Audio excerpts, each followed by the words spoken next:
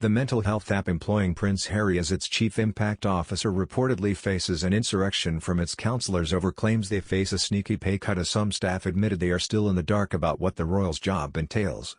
BetterUp promises to support the whole person while the firm they work for pays for it using of 2,000 life coaches accessible via a Tinder-style app, but some working there have accused bosses of having questionable ethics. Some say the Duke of Sussex's role as chief impact officer at the mental health app BetterUp is marketing smoke and mirrors. Staff blasted the platform, valued at $5 billion, £4 billion, as having questionable ethics after learning of plans for a sneaky pay cut of up a third of their wages.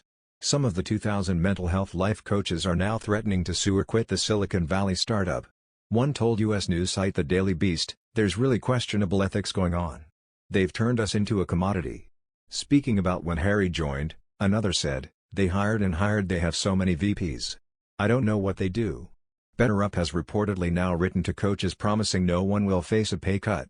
The Silicon Valley company has refused to say what the Duke of Sussex is paid, but it is likely to be highly lucrative for the royal, especially after the business was valued at almost $5 billion after snapping up clients including Facebook, Airbnb and LinkedIn, well as corporate giants including Hilton, Chevron, and Mars.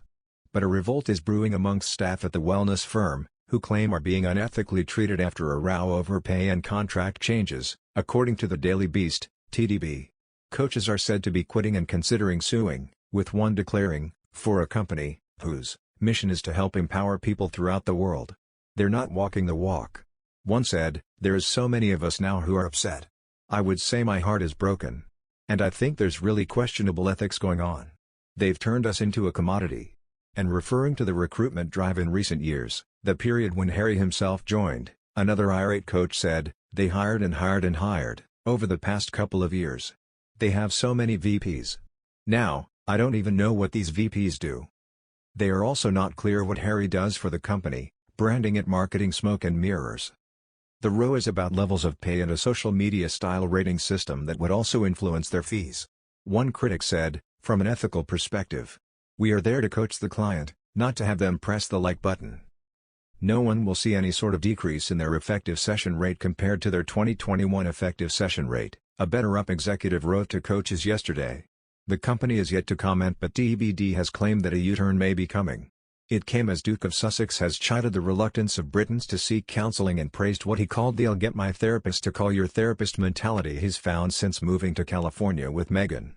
Speaking on a podcast about mental health, Prince Harry spoke of the immense cultural differences between the UK and US as he promoted BetterUp.